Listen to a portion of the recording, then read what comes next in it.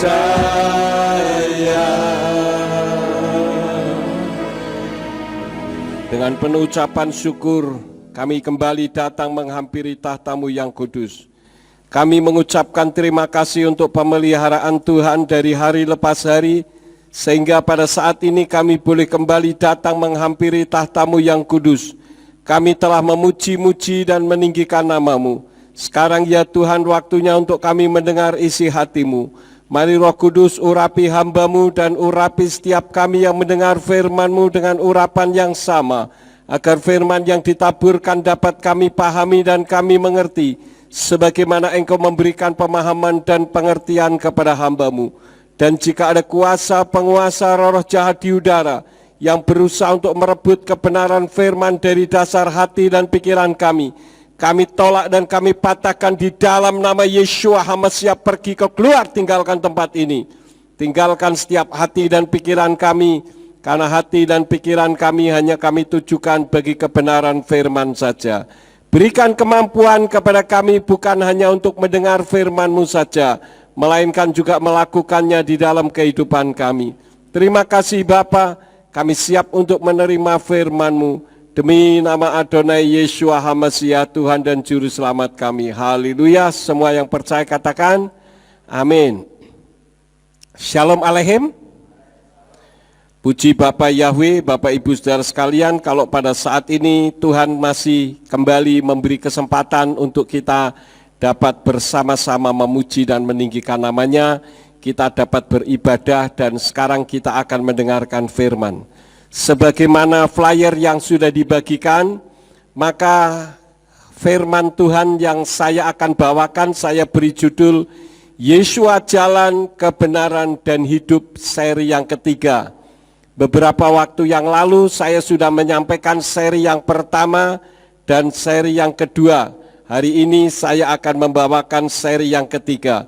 Masih pada ayat yang sama, yaitu di dalam kitab Injil Yohanan pasal yang ke-14 ayat yang ke-6. Di dalam kitab suci Indonesian Literal Translation di sana berbunyi, Yeshua berkata kepadanya, Akulah jalan dan kebenaran dan hidup.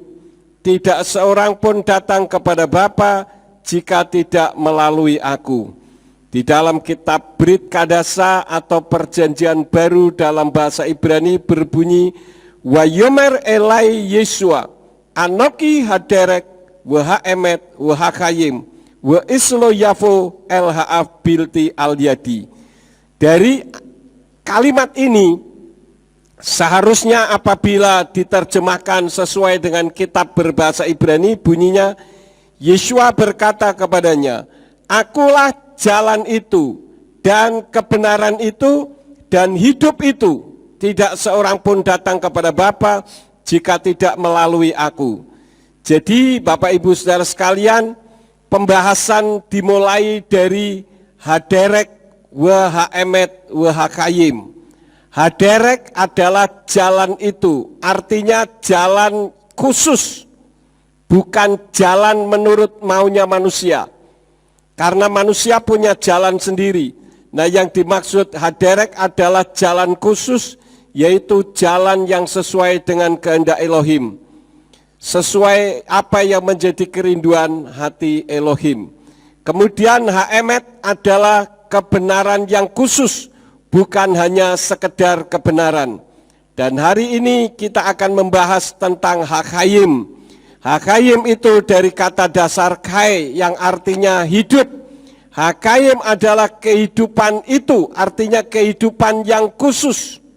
Dari ketiga kata ini, saudara-saudara, baik Haderek, Haemet, dan Hakayim, ada kata yang diulang-ulang di sana. Ada dua kata yang diulang-ulang. Yang pertama yaitu kata we.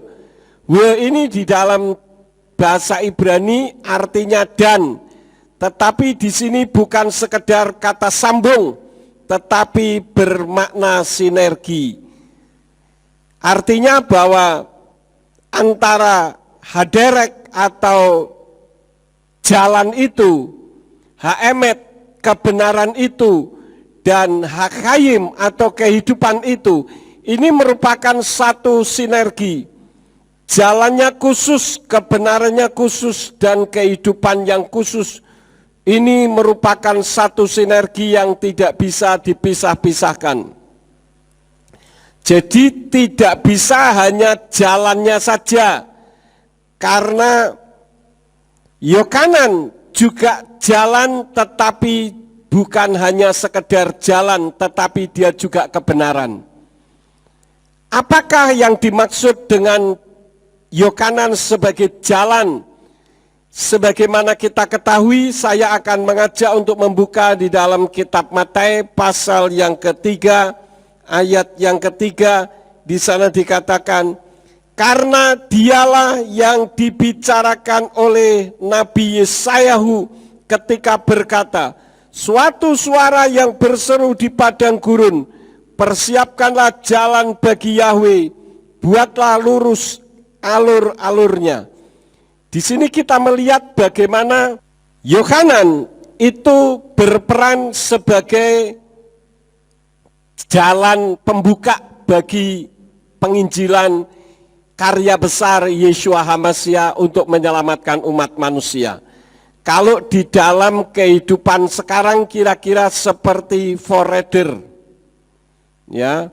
Jadi kalau saudara melihat di jalanan ada dua polisi menggunakan motor besar di depan, kemudian di belakangnya ada pejabat-pejabat.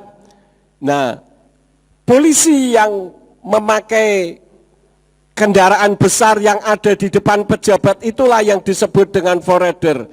Nah, di sini Yohanan berperan sebagai forerunner, yaitu sebagai pembuka jalan tentang kedatangan Yeshua HaMashiach sebagai penyelamat umat manusia. Kemudian kebenarannya sebagai penggenap nubuatan kitab para nabi. Karena tadi dikatakan di dalam kitab Matius pasal yang ketiga, ayat yang ketiga, dikatakan karena dialah yang dibicarakan oleh Nabi Yesayahu ketika berkata, suatu suara yang berseru di padang gurun, persiapkanlah jalan bagi Yahweh, buatlah alur-alurnya.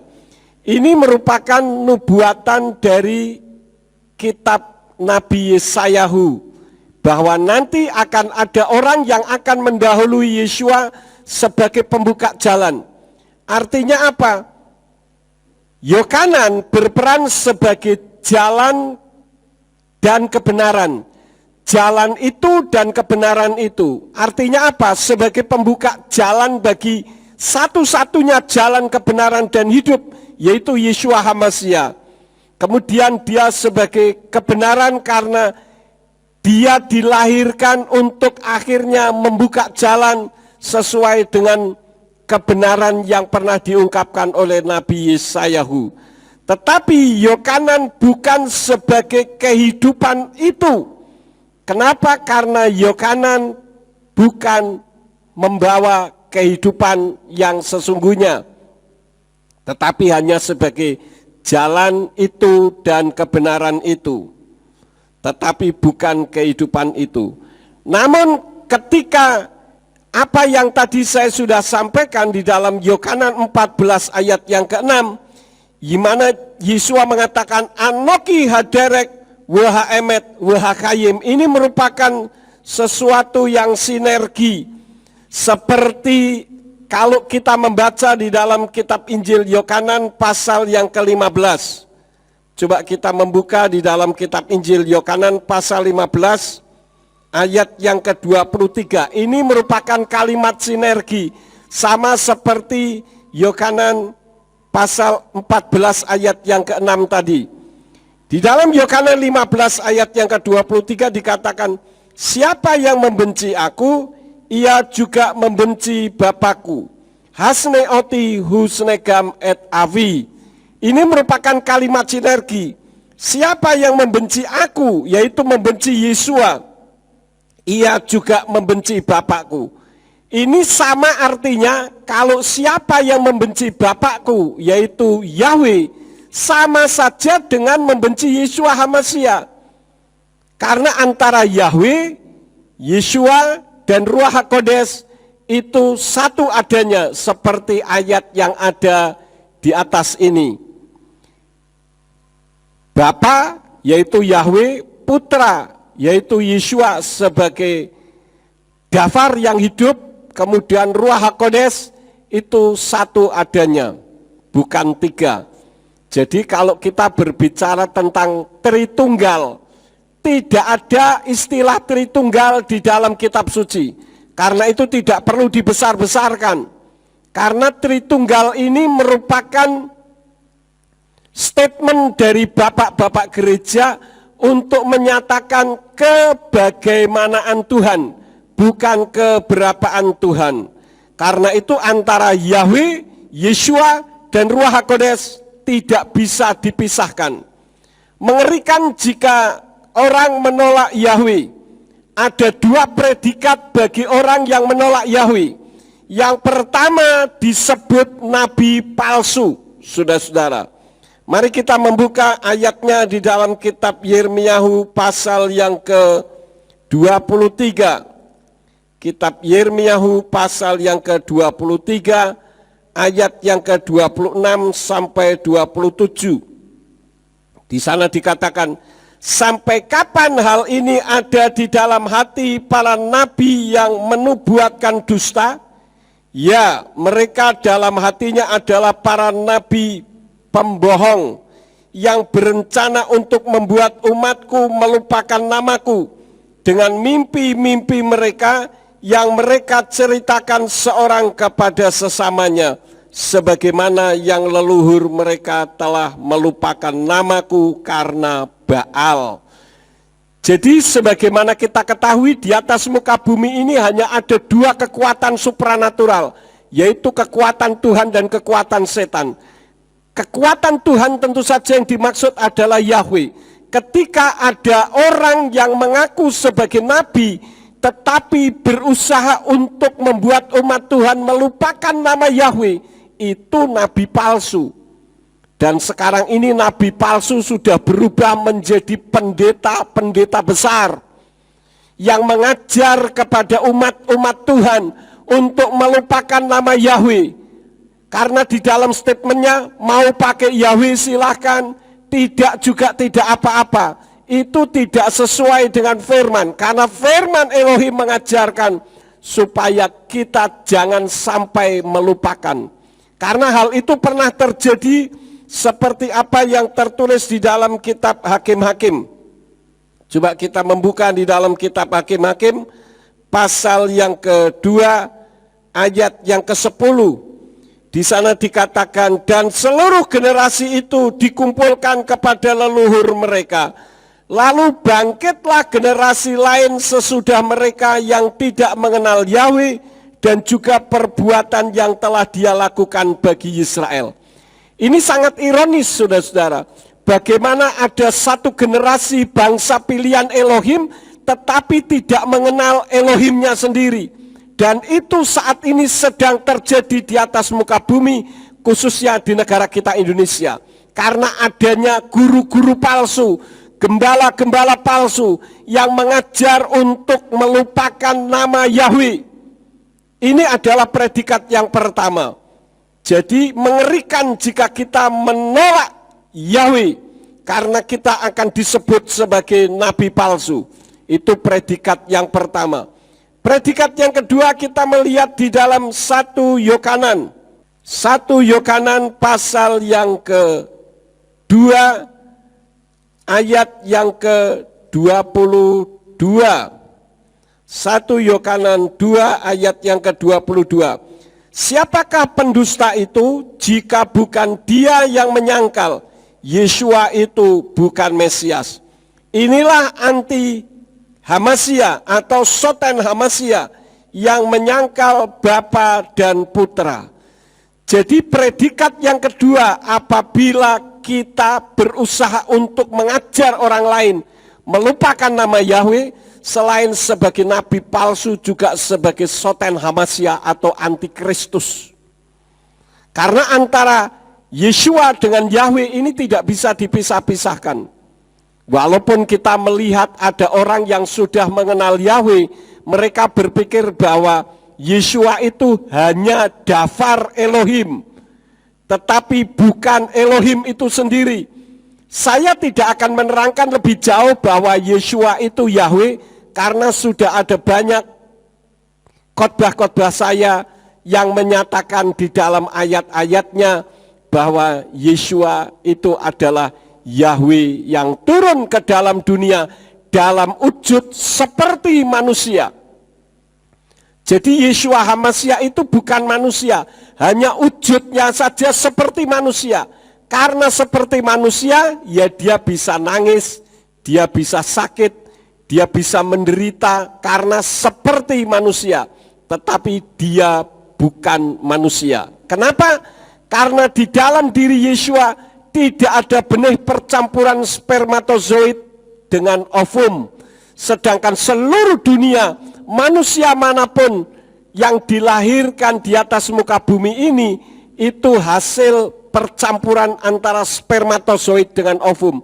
Tetapi kitab suci mengatakan bahwa Yeshua dilahirkan karena Ruach HaKodes. Tetapi dia bukan makhluk aneh atau monster, tetapi dia adalah Yahweh itu sendiri, yang adalah Tuhan yang disembah oleh Bapak Abraham, Yitzhak dan Yakub, yang disembah oleh para nabi, yang turun ke dalam dunia dalam wujud seperti manusia karena dia mencintai umat manusia. Karena itu kalau ada orang yang membedakan antara Yeshua dengan Yahweh, ada orang yang bahkan salah pengertian dengan mengatakan bahwa Yahweh itu identik dengan Tuhan yang kejam, sedangkan Yeshua itu adalah Tuhan yang penuh kasih. Ini merupakan kesalahpemahaman, salah pengertian terhadap Tuhannya sendiri. Padahal Yeshua itu sendiri lahir di atas muka bumi adalah merupakan manifestasi dari kasih Yahweh kepada umat manusia, sehingga dia rela turun dalam wujud seperti manusia. Jadi kalau dikatakan Yahweh itu Tuhan yang kejam, Yahweh tidak akan turun ke bumi dalam wujud seperti manusia. Jadi ini merupakan salah pengertian Bapak Ibu Saudara sekalian. Karena itulah maka jangan sampai kita menolak Yahweh ataupun Ruach HaKodes. Kenapa? Karena antara Yahweh, Yeshua dan Ruach HaKodes itu merupakan satu adanya, echad. Jadi kata we yang berarti dan di sini bukan sekedar kata sambung. Itu merupakan hal yang pertama. Yang kedua, kata yang diulang-ulang adalah ha. Ha itu artinya itu. Ini mengandung makna khusus. Jadi kalau dikatakan Anoki haderek artinya jalan yang khusus itu. Haemet adalah kebenaran yang khusus itu. Kemudian pada hari ini kita membahas tentang Hakayim. Itu merupakan kehidupan yang khusus. Karena Hakayim itu dari kata dasar kai atau hidup, yaitu kehidupan yang khusus. Karena itulah maka yang dimaksud dengan ha atau khusus di sini, kalau saya memberikan perumpamaan adalah seperti dalam dunia fashion itu ada toko butik. Toko butik itu hanya satu-satunya. Misalkan ada seorang perempuan merancang kain, pakaian dress begitu ya, untuk sesuatu keperluan, biasanya untuk pesta atau untuk pakaian sehari-hari, tetapi hal-hal yang mewah yang khusus. Jadi dalam satu toko itu misalkan ada 20 pakaian, ya 20 pakaian itu beda-beda semuanya. Tidak seperti kalau saudara beli pakaian misalkan di salah satu department store, kemudian misalkan modelnya ada sakunya di depan, di belakang, di samping kanan kiri, kemudian ada hal yang sama, hanya bedanya warnanya misalkan. Nah, tetapi kalau butik itu hanya satu khusus. Artinya bahwa yang dimaksud dengan Hakayim atau kehidupan yang khusus adalah kehidupan yang bukan berdasarkan keinginan manusia, tetapi berdasarkan isi hati Elohim. Hidup yang kekal di Samayim itu adalah kehendak dari Bapa Yahweh, bukan kehidupan manusia yang hidup 100 tahun saja sudah reot dan peot semuanya. Tetapi yang manusia pikirkan saat ini adalah kehidupan nyaman di atas muka bumi ini. Maka murid-muridnya yang hidup dalam penjajahan Romawi, karena pada zaman Yesua ada di atas muka bumi, itu orang-orang Yahudi ada di bawah penjajahan orang-orang Romawi. Maka walaupun mereka hidup, tetapi mereka tidak merasa hidup di dalam kehidupannya. Beberapa waktu yang lalu saya sempat mengundang salah satu pelaku sejarah Perang Palagan. Tepatnya adalah orang dari Jambu sana, saudara-saudara. Di mana orang itu ikut berperang. Dia menceritakan bagaimana susahnya hidup di bawah penjajahan Belanda ketika zaman itu. Tetapi ketika Belanda ditarik, kemudian Jepang yang masuk, ternyata lebih menderita lagi. Karena orang-orang Jepang, penjajahan dari Jepang itu lebih kejam daripada orang Belanda.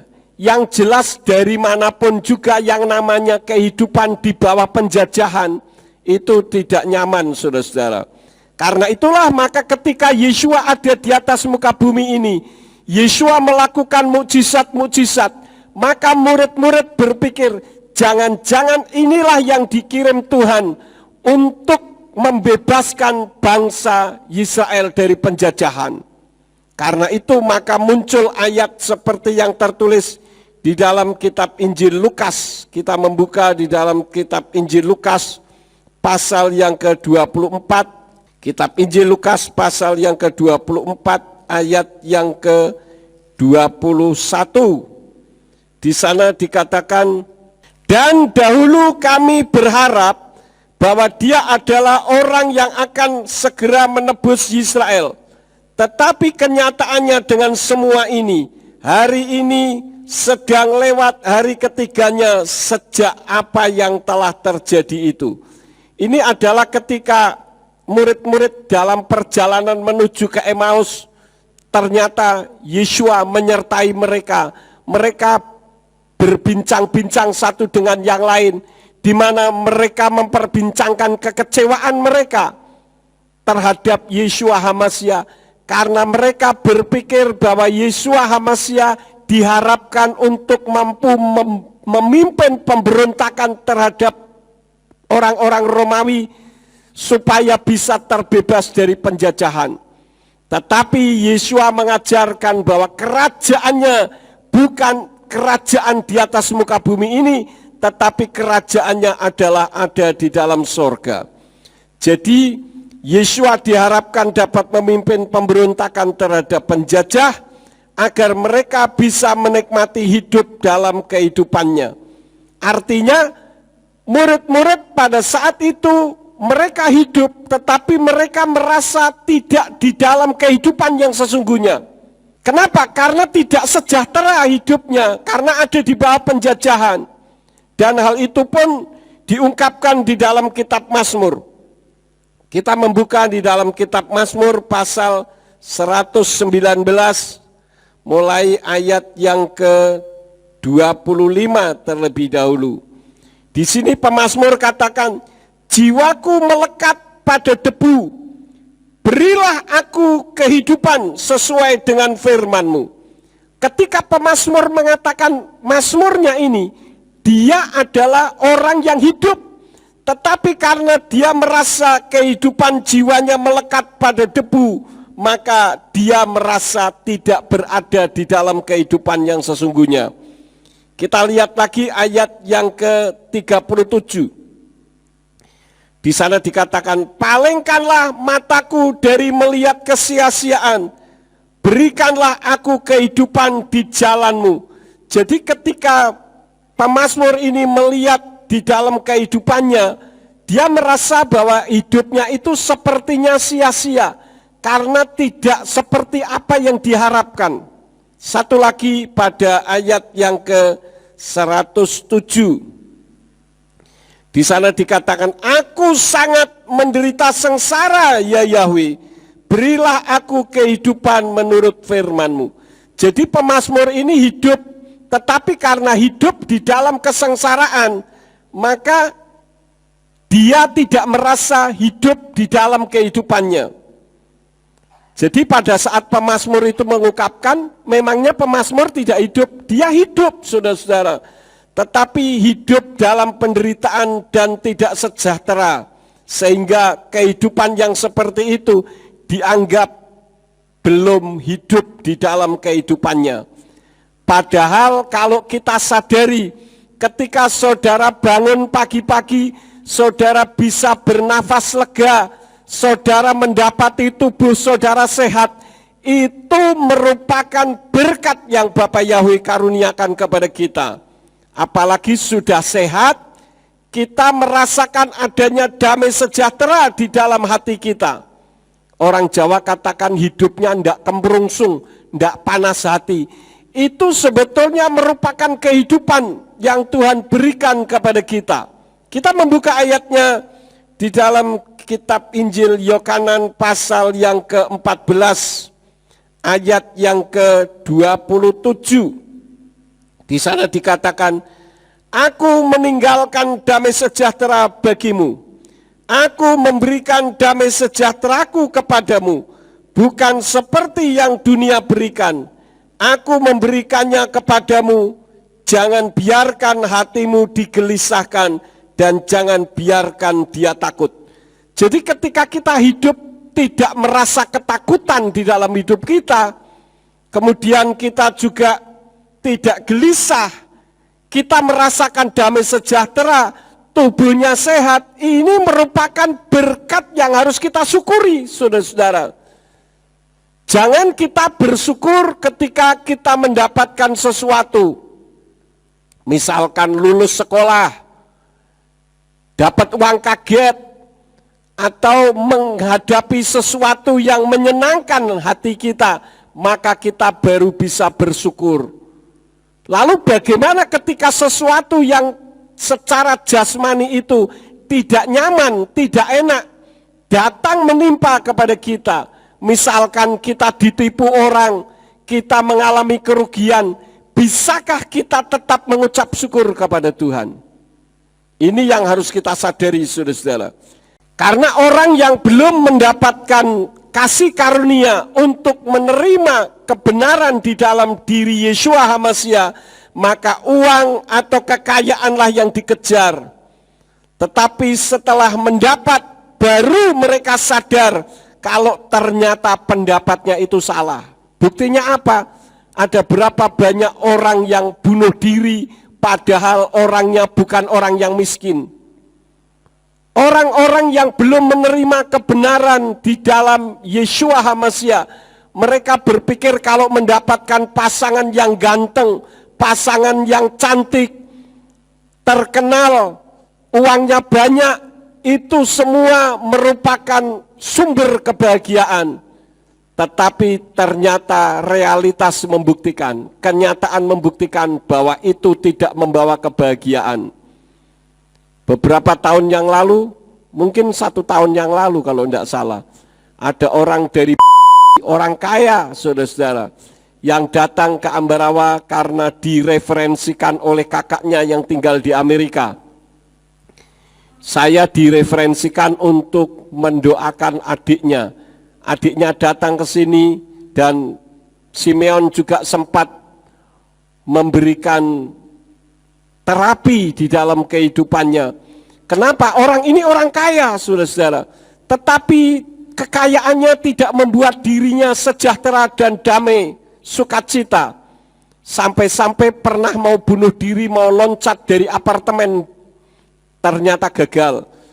Dan pernah karena dia punya perusahaan, dia pernah memasukkan kepalanya ke mesin pembuat sampai ada beberapa jahitan di kepala. Ini semua membuktikan bahwa kekayaan, kehormatan, kejayaan, pasangan yang cantik, yang ganteng, itu semua bukan sumber dari segala-galanya. Apalagi kekayaan. Ada orang-orang tertentu ketika duitnya banyak, dia bisa bahagia, senyum, hatinya tenang, damai. Tetapi ketika tidak ada uang, hidupnya susah, matanya, kehidupannya, wajahnya berubah semuanya. Tetapi ketahuilah pada saat ini saya menyampaikan, kalau saudara bangun pagi, saudara mendapati sehat, saudara mendapati ada damai sejahtera di hati, mengucap syukurlah kepada Tuhan.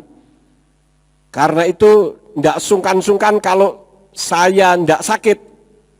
Setiap bangun pagi saya datang ke gereja untuk datang mengucap syukur kepada Tuhan. Ada satu ayat yang perlu kita baca, yaitu di dalam kitab Injil Lukas. Lukas pasal yang ke-12 ayat 16 sampai ayat yang ke-21, ketika Yesua memberikan perumpamaan tentang kisah orang kaya yang bodoh. Di dalam Lukas 12 ayat 16 sampai 21 dikatakan demikian. Dan dia mengatakan sebuah perumpamaan kepada mereka sambil berkata, ladang seorang kaya menghasilkan penuaian yang berlimpah. Dan dia berpikir dalam dirinya sambil berkata, aku harus melakukan apa? Karena aku tidak mempunyai tempat yang dapat aku timbuni hasil penuaianku. Dan dia berkata, inilah yang akan aku lakukan. Aku akan membongkar lumbung-lumbungku dan aku akan membangun yang lebih besar. Lalu aku akan menimbun di sana semua hasil penuaianku dan barang-barang milikku yang baik. Dan aku akan berkata kepada jiwaku, hai jiwaku, engkau memiliki banyak barang yang baik yang tertimbun untuk bertahun-tahun. Beristirahatlah, makanlah, minumlah, bersenang-senanglah. Namun Elohim berkata kepadanya, hai orang bodoh, pada malam ini mereka menuntut jiwamu daripadamu dan akan menjadi milik siapakah apa yang telah engkau persiapkan? Demikianlah jadinya orang yang mengumpulkan harta bagi dirinya sendiri, tetapi tidak menjadi kaya di hadapan Elohim. Ini adalah kehidupan yang sangat ironis, kehidupan yang miris. Kenapa? Karena ketika dia sudah menghasilkan uang banyak dan berkata kepada jiwanya sendiri, hai jiwaku, mari kita hidup bersenang-senang. Sepanjang umur hidup kita mungkin beberapa keturunan tidak akan habis hartanya. Tetapi itu semua tidak ada artinya. Kita sering mendengar sebuah cerita, kisah nyata bagaimana pada masa pandemi ini ada orang kaya ketika dia terkena COVID, maka orang itu mulai hidup dengan was-was, mengalami ketakutan. Kenapa? Karena hartanya banyak. Dan pada akhirnya karena ketakutannya imunnya turun dan akhirnya mati juga. Untuk siapakah harta yang ditimbunnya selama ini? Kita memang butuh uang, saudara-saudara. Uang itu perlu dan penting untuk kita. Tetapi jangan jadikan uang itu segala-galanya. Karena uang tidak bisa membawa kehidupan. Tetapi kehidupan kita yang bisa menghasilkan uang. Oleh karena itu biarlah kita hidup dalam kehidupan hakayim sesuai dengan apa yang menjadi kerinduan hati Tuhan. Jadi bagi orang yang sudah diselamatkan, kehidupan susah itu tidak membuat hidup ini mati atau seolah-olah tidak hidup padahal hidup. Karena kitab suci tidak pernah mengajarkan kepada kita ketika kita percaya kepada Bapa Yahweh di dalam nama Yeshua HaMashiach dan Ruach HaKodes, berarti hidup kita nyaman, sejahtera, aman, tentram, tidak ada masalah. Kalau kita berpikir seperti itu sama saja dengan kita ingin mati saja. Kenapa? Karena hanya orang mati yang tidak punya masalah di dalam kehidupannya. Semua manusia hidup punya masalah. Tetapi dalam masalah bukan berarti Tuhan meninggalkan kita. Ada beberapa ayat yang saya ajak untuk saudara baca. Mari kita membaca di dalam kitab Filipi pasal yang ke-1 ayat yang ke-29. Di sana dikatakan, sebab demi Hamasia bagimu telah dianugerahkan tidak hanya untuk percaya kepadanya, tetapi juga untuk menderita demi dia. Terkadang Tuhan izinkan penderitaan itu datang di dalam hidup kita. Sesuatu yang tidak mengenakan terjadi di dalam hidup kita. Dan kalau Tuhan izinkan hal itu terjadi, semata-mata untuk memupuk iman kita. Misalkan saudara lihat ada pohon bunga yang sangat bagus. Saudara melihat di bawahnya ada banyak kotoran. Saudara berpikir, wah tidak layak pohon bunga yang indah ini kok di bawahnya banyak kotoran.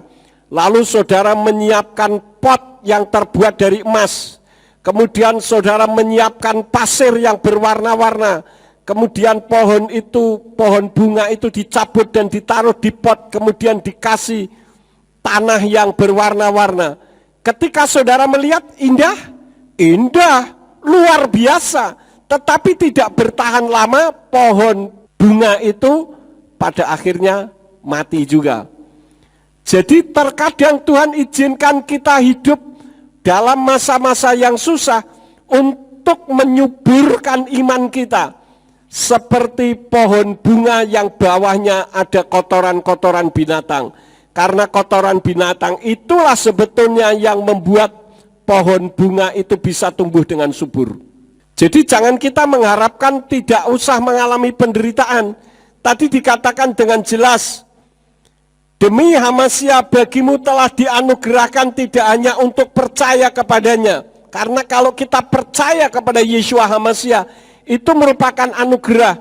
Tetapi juga untuk menderita demi dia.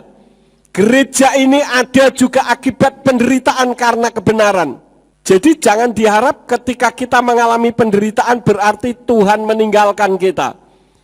Kitab suci katakan ketika kita berjalan di lembah kekelaman maut, Tuhan menyertai kita. Kita ini di lembah kekelaman itu berjalan, bukan tidur di lembah kekelaman. Artinya kalau kita sekarang sedang mengalami penderitaan, perhatikan dengan baik. Kita mengawali penderitaan berarti akan mengakhiri penderitaan juga. Kita lihat satu ayat lagi di dalam 1 Kepa pasal yang kedua. 1 Kepa pasal yang kedua ayat yang ke-20. Sebab apakah penghargaannya jika kamu tabah karena berbuat dosa lalu ditinju, tetapi jika kamu tabah karena berbuat baik lalu menderita, inilah anugerah di hadapan Elohim. Jadi ketika kita berbuat baik tetapi kita harus menderita, ketahuilah bahwa ini adalah anugerah yang Bapa Yahweh berikan kepada kita. Sekali lagi, kalau bukan karena diawali dengan penderitaan, gereja pemulihan firman surya kebenaran tidak akan pernah terjadi dan tidak pernah ada. Kalau Yeshua Hamasia tidak menderita mati tergantung di atas kayu salib, saudara dan saya tidak diselamatkan.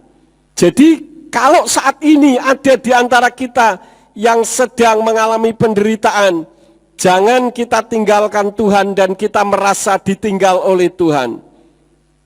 Karena penderitaan di bumi ini hanya sementara saja. Kita membuka di dalam 1 Kepa pasal yang ke-5 ayat yang ke-10.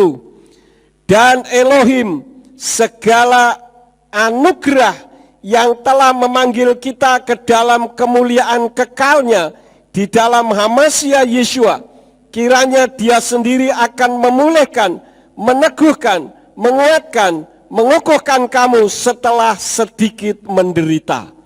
Jadi penderitaan yang kita alami di atas muka bumi ini hanya penderitaan sementara. Kitab 1 Korintus katakan ketika kita mengalami pencobaan, Tuhan izinkan pencobaan itu ada di dalam hidup kita. Karena ketika pencobaan sedang datang di dalam hidup saudara, Ruach HaKodes diam-diam memberikan pengertian kepada kita untuk membuka jalan keluarnya.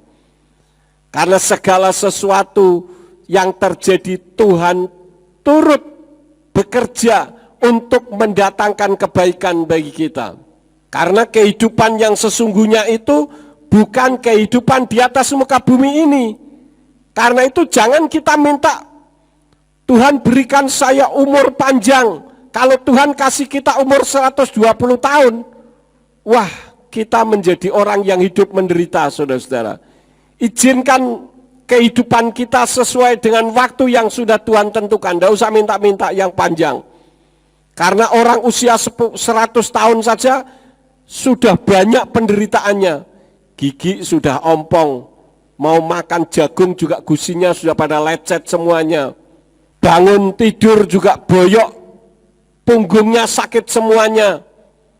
Sudah hidup di dalam ketidaknyamanan, saudara-saudara. Karena itulah maka sementara Tuhan masih memberi kesempatan di dalam kehidupan kita ini, mari kita gunakan kesempatan kehidupan ini untuk kemuliaan bagi nama Tuhan. Apa yang bisa kita lakukan di dalam kehidupan ini, lakukanlah untuk menyenangkan hati Tuhan dan menjadi berkat bagi orang lain. Itu yang Tuhan inginkan dan itulah kehidupan yang sesungguhnya. Karena itulah maka Yeshua katakan, Anoki Hakayim, akulah kehidupan yang khusus itu. Nah, kehidupan yang bagaimana yang Yeshua janjikan? Ada 3 hal. Yang pertama adalah kehidupan kekal setelah kematian jasmani. Dan Yeshua membuktikan dirinya sendiri bangkit dari kematian. Kita membuka di dalam kitab Matius pasal yang ke-28 ayat yang ke-6. Di sana dikatakan, dia tidak ada di sini karena dia sudah dibangkitkan sebagaimana yang sudah dia katakan. Mari lihatlah tempat itu, tempat di mana Tuhan dibaringkan. Ini adalah ucapan siapa, saudara-saudara? Ucapan malaikat. Nah, malaikat mengucapkan dengan perkataan, dia tidak ada di sini karena dia sudah dibangkitkan. Sebagaimana yang sudah dia katakan. Yeshua pernah mengatakan bahwa nanti aku akan menderita dan pada hari yang ketiga aku akan bangkit. Dan itu terjadi dan disaksikan oleh ucapan malaikat yang berada di kubur Yeshua yang mengatakan dia tidak ada di sini karena dia sudah bangkit. Artinya Yeshua mati, benar-benar mati dan dia bangkit kembali. Karena ada berita hoax yang mengatakan Yeshua HaMashiach tidak mati, tetapi yang mati adalah orang yang diserupakan dengan dia. Saya katakan ini sangat mustahil. Pertama, tidak ada bukti siapa yang diserupakan. Yang kedua, kalau misalkan ada orang yang diserupakan, masa orang yang diserupakan dia tidak membela dirinya? Dia hanya berserah, ya sudahlah, saya memang sudah waktunya mati. Tentu tidak. Orang itu pasti akan mengatakan, coba lihat dengan jelas siapa saya. Saya bukan Yeshua HaMashiach. Karena tidak ada orang yang mau mati begitu saja. Jadi ini jelas berita hoax. Sementara kitab suci disaksikan oleh para penulis kitab Injil dan murid-murid Yeshua bahwa Yeshua benar-benar mati dan diucapkan juga oleh malaikat, dia tidak ada di sini, dia sudah bangkit. Nah, saudara-saudara, malaikat yang berbicara seharusnya dipercaya daripada omongan orang yang ribuan tahun baru menyatakan bahwa Yeshua tidak mati karena digantikan orang lain. Jadi jelas di sini Yeshua bangkit, artinya Yeshua mati dan hidup kembali. Memang setan takut kalau Yeshua mati. Kenapa? Kitab Roma katakan Yeshua mati, dia berarti menjadi Tuhan atas orang-orang yang mati juga. Artinya kita hidup Tuhannya siapa? Yeshua. Ketika kita mati Tuhannya siapa? Tetap Yeshua. Dan setan takut kalau Yeshua mati. Makanya setan memberikan berita hoax dengan mengatakan Yeshua tidak mati, tetapi ada orang yang menggantikannya. Karena kalau Yeshua mati dan dia bangkit kembali, berarti Yeshua resmi menjadi Mesias. Karena sebutan gelar Mesias itu hanya bisa terjadi ketika Yeshua mati dan dia bangkit kembali. Itu yang pertama, saudara-saudara.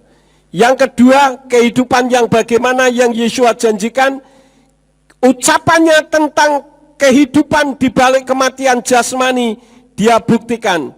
Kita membuka ucapannya yaitu di dalam kitab Injil Yohanes pasal yang ke-11. Ketika Yeshua membangkitkan Elazar atau Lazarus, di dalam Yohanes pasal yang ke-11 ayat yang ke-25. Yeshua berkata kepadanya, "Akulah kebangkitan dan hidup. Siapa yang percaya kepadaku, walaupun sudah mati, dia akan hidup." Dan ini dibuktikan ketika dia membangkitkan Elazar atau Lazarus, saudara-saudara. Kenapa? Karena Yeshua ucapannya bisa dipercaya. Itulah sebabnya maka Yeshua adalah jalan itu dan kebenaran itu serta kehidupan itu. Dan hal itu, saudara-saudara, seperti yang tadi sudah disampaikan di dalam kitab Matius pasal yang ke-28 ayat 5 sampai ayat yang ke-6, lebih jelas bagaimana malaikat yang mengatakannya. Jadi jangan percaya omongan orang yang mengatakan bahwa Yeshua tidak mati. Suara malaikat tentu benar karena bukan setan. Ini yang harus kita pahami di dalam kehidupan kita. Sebagai orang yang mengasihi Tuhan, kalau saudara membaca kitab suci, sekarang ini ada banyak sekali orang-orang yang menyerang dengan menyodorkan ayat-ayat untuk saudara menjawab. Mungkin saudara tidak mampu menjawab, bukan berarti saudara tidak beriman kepada iman yang benar. Bisa saja karena kita belum menemukan jawabannya. Misalkan contoh yang gampang, kitabmu itu enggak benar, masa silsilah kok salah? Loh, silsilah yang mana Pak yang salah? Coba kamu baca silsilah Yeshua di dalam kitab Injil itu ada 2 versi. Masa silsilah satu dengan yang lain kok berbeda? Kita tidak bisa jawab, lalu kita hanya manggut-manggut dalam hati berkata, benar juga ya, berarti imanku salah. Padahal jawabannya sangat simpel. Yang satu silsilah Yeshua dari garis keturunan Miriam atau Maria, sedangkan yang satu adalah garis keturunan Yeshua dari Yosef atau Yusuf. Simpel saja. Karena itu kalau ada hal-hal yang tidak diketahui, apalagi di dalam kitab Tawarikh dengan kitab Raja-Raja, ini banyak sekali perbedaan-perbedaan. Ya memang yang bisa menjawab itu orang yang sekolah teologi karena ada bukunya. Kalau saudara mau membeli bukunya juga mungkin sekarang masih ada. Difficulties of the Bible. Jadi kesulitan-kesulitan yang ada di dalam kitab suci itu ada. Kenapa ayat ini mengatakan ini, ayat ini mengatakan ini, apa yang menjadi penyebab perbedaan itu? Itu kalangannya Glenn Elcher. Kalau saudara mau mencari bisa mendapatkannya. Saya punya yang bahasa Inggris ada, yang bahasa Indonesia ada. Di situ dengan jelas dipaparkan. Karena orang menganggap kalau ini dengan ini beda berarti salah. Padahal ada alasan bahwa ini dengan ini berbeda. Ada yang orang menjabat sekian tahun, yang ini sekian tahun kok beda. Ternyata ditinjau dari sejak awal dia dilantik, dan ada yang ditinjau dari sejak awal dia mulai melakukan aktivitas dalam jabatannya. Ini yang seringkali banyak tidak diketahui oleh umat Nasrani, sementara orang dari seberang mereka mempelajari dengan sungguh-sungguh bukan untuk mencari kebenaran tetapi untuk mengobok-obok kekristenan. Karena banyak umat Nasrani yang nol sama sekali tidak mau belajar firman. Yang penting pokoknya saya ke gereja. Boleh asal kesetiaan saudara meyakini bahwa semua apa yang tertulis dalam kitab suci ini adalah benar adanya. Paham saudara-saudara? Jadi jangan ada satupun yang mengalami keraguan dengan isi firman. Firman Tuhan tidak pernah salah. Termasuk terhadap sains atau ilmu pengetahuan tidak berbeda.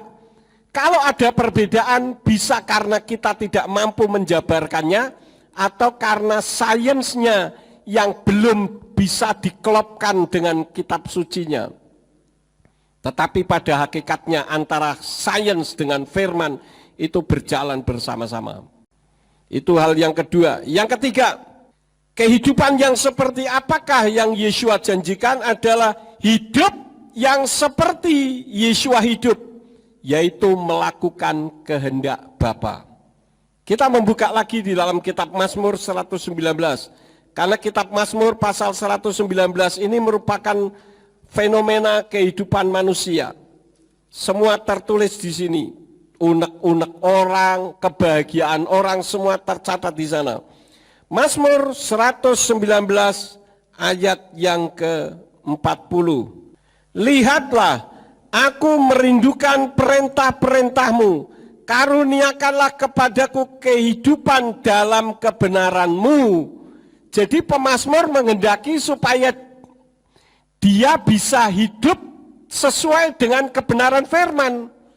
Itulah yang Yeshua inginkan di dalam kehidupan kita ketika kita membaca kitab suci. Akulah jalan dan kebenaran dan hidup. Tidak ada seorang pun yang sampai kepada Bapa kalau tidak melalui aku. Nah, kalau melaluinya bagaimana? Ya kita harus hidup seperti Yeshua hidup. Berusaha untuk hidup benar. Kemudian kita lihat lagi ayat yang ke-88. Berilah aku kehidupan sesuai dengan kasih setiamu, dan aku akan tetap memegang teguh peringatan-peringatan dari mulutmu. Jadi kita ini saudara-saudara ketika hidup di bumi, hidup dalam kebenaran. Bukan hidup menurut mau kita sendiri, tetapi menurut kebenaran Elohim. Hidup tidak benar, itu merupakan kehidupan yang sia-sia. Hidup yang tidak berguna bagi orang lain. Bukan kehidupan yang mengumbar ego atau keakuannya. Kita bisa melihat kehidupan orang yang sudah benar-benar hatinya dijamah oleh Ruach HaKodes dengan orang yang hidupnya belum dijamah oleh Ruach HaKodes kelihatan, saudara-saudara. Orang yang hidupnya sudah dijamah oleh Ruach HaKodes, pertama dia tidak takut mati. Mati itu kapanpun bisa. Yang kedua dia memiliki hati yang orang Jawa katakan legowo. Diperlakukan tidak baik pun ya mengucap syukur. Karena dibalik itu semua Tuhan punya rencana yang besar. Kalau saya dulu tidak diperlakukan semena-mena, tidak ada gereja ini. Betul, saudara-saudara? Semua itu ada sesuatu yang positif di balik negatif yang kita rasakan. Jadi jangan kita berpikir bahwa segala sesuatu yang kita inginkan itu harus sesuatu yang nikmat semuanya. Anda berada dalam posisi yang keliru. Kecuali kita hidup mengganggu orang lain, kita hidup memunculkan ego kita, itu baru kehidupan sia-sia menurut Tuhan. Banyak orang yang berpikir bahwa kalau kita memiliki uang banyak, kita hidup dalam hidup yang sesungguhnya. Kita sering mendengar kesaksian pada masa pandemi ini. Orang kaya uangnya banyak menghimpun puluhan tahun dengan uang triliunan, kemudian kena COVID mati. Untuk siapa uang yang selama ini dihimpun itu? Persis seperti yang Yeshua sampaikan di dalam sebuah perumpamaan.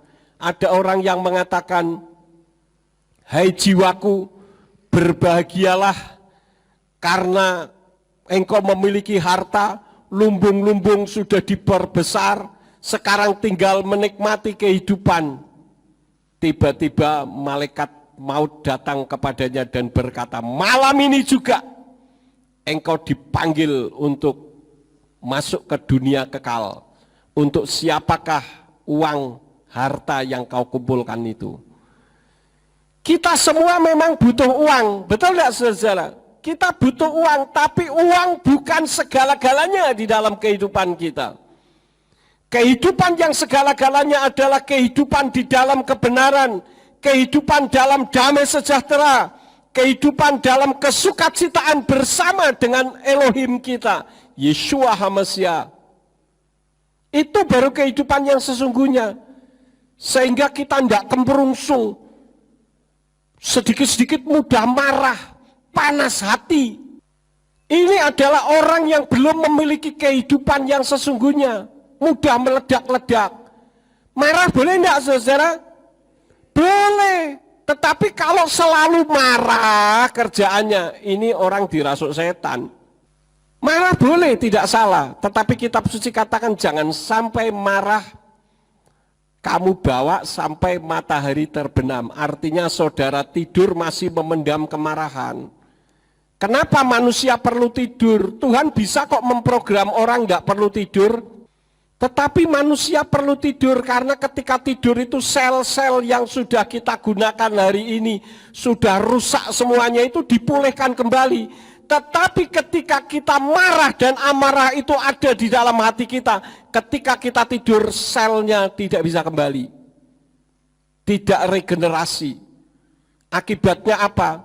Penyakit yang ada, kanker, tumor, ganas, apalagi penyakit banyak berdatangan. Karena syaraf tegang ketika kita tidur, memendam kepahitan, darahnya tidak lancar. Oleh karena itulah maka ketika kita mengalami kedongkolan terhadap orang lain, ya boleh sajalah. Namanya orang hidup itu ada gesekan, itu lumrah. Tetapi jangan sampai gesekan itu membuat pahit hati di dalam hidup kita. Karena ketika tidur kita tidak akan mengalami tubuh yang fresh ketika kita bangun pagi. Jadi inilah kehidupan yang Yeshua maksudkan. Anoki hakayim, akulah kehidupan yang itu, kehidupan yang khusus. Ketika di atas muka bumi, kehidupannya seperti kehidupan Yeshua.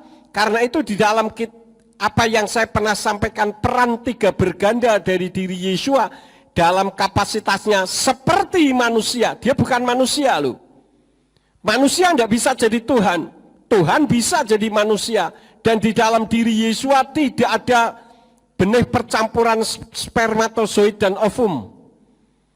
Dan dia bukan monster, tetapi dia adalah Ruach HaKodes, yaitu Roh Yahweh yang turun dalam wujud manusia untuk berfirman supaya setiap orang yang percaya kepadanya tidak binasa, melainkan beroleh hidup kekal selama-lamanya.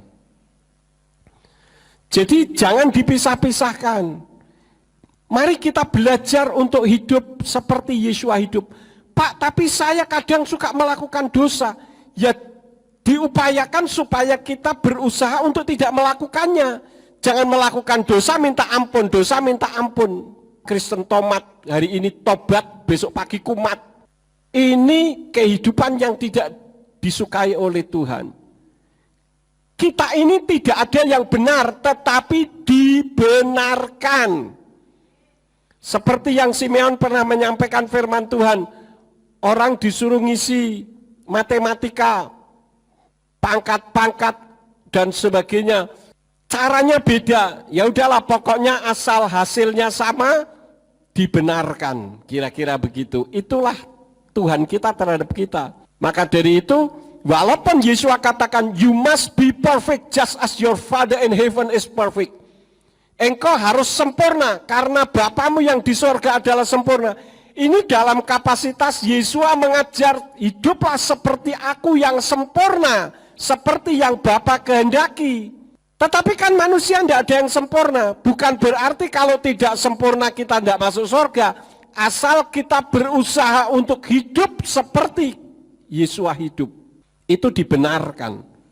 Asal jangan tobat kumat, tobat kumat, tobat kumat. Itu lain perkara. Itu mempermainkan Tuhan namanya, saudara-saudara. Paham? Jadi inilah firman yang saya sampaikan. Yeshua jalan itu, kebenaran itu, dan hidup itu. Lakukan di dalam kehidupan kita. Kita bekerja sama dan bekerja bersama-sama untuk memperbesar kerajaan Elohim di atas muka bumi ini. Maka kehidupan saudara akan diberkati oleh Tuhan. Tubuh sehat, nyaman, ada damai sejahtera. Mau apa lagi saudara? Kalau kita bisa mendapatkan sesuatu itu bonus. Kita lahir enggak pakai baju kok. Kita kembali juga nanti yang datang kepada Tuhan juga baju kita enggak akan sampai ke sorga. Lakukan kebenaran firman. Bapak Yahweh Besem Yeshua Hamasya Roh HaKodes memberkati kita semua. Amin. Mari kita bangkit berdiri bersama-sama. Baik Bapak Ibu Saudara sekalian, kita akan akhiri ibadah kita pada pagi hari ini. Mari kita bangkit berdiri bersama-sama. Bapa Sorgawi, Bapa Yahweh, Tuhan yang mencipta langit dan bumi, Tuhan yang disembah oleh Bapak Abraham, Ishak dan Yakub. Tuhan yang mengasihi kami dengan turun ke atas muka bumi dalam wujud seperti manusia, yaitu Yeshua Hamasya, dan Tuhan yang menyertai membimbing kami, yaitu Ruach HaKodes sebagai Immanuel. Terima kasih kalau Engkau pada hari ini telah menyampaikan isi hati Tuhan, supaya kehidupan kami hidup sesuai dengan kehidupan Yeshua Hamasya, karena Engkau menyiapkan kehidupan kekal di dalam kerajaan sorga. Kalau sebentar kami akan meninggalkan tempat ini, kirim malaikat Tuhan untuk menjaga melindungi kami, tibakan di rumah masing-masing dengan selamat. Baik kami yang pulang ke Ambarawa dan sekitarnya, maupun yang akan ke Solo, yang akan ke Jogja, Engkau yang akan menyertai. Terima kasih Bapa. Demikian pula semua yang sudah ambil bagian di dalam pelayanan pada saat ini, Engkau pakai mereka semakin hari semakin heran. Terima kasih Bapa, biarlah di waktu-waktu yang akan datang, Engkau membuat kami dapat berhimpun kembali untuk kemuliaan bagi nama-Mu. Sekarang berkatilah kami, karena kami siap menerima berkat daripada-Mu. Mari kita angkat kedua belah tangan kita untuk menerima berkat Yahweh. Yefarka Yahweh weyus mereka. Yahweh memberkati engkau dan memelihara engkau. Yair Yahweh panah oleh kawikuneka. Yahweh menyinari engkau dengan wajahnya dan memberi engkau anugerah. Yisa Yahweh panah oleh kawi Yashem leka shalom. Yahweh menghadapkan wajahnya kepadamu dan memberi engkau damai sejahtera. Diberkatilah engkau di kota dan diberkatilah engkau di ladang. Diberkatilah buah kandunganmu, hasil bumimu dan hasil ternakmu, yakni anak lembu sapimu dan kandungan kambing dombamu. Diberkatilah bakulmu dan tempat adonanmu. Diberkatilah engkau pada waktu masuk dan diberkatilah engkau pada waktu keluar. Sekarang pulanglah dan terimalah berkat. Kasih Bapa Yahweh Sang Pencipta, kasih karunia Adonai Yeshua Hamasya Sang Pembeli jiwa, dan Ruach HaKodes menyertai saudara sekalian sampai Maranatha. Adonai Yeshua Hamasya datang kembali untuk yang kedua kali dan mengangkat kita semua. Haleluya.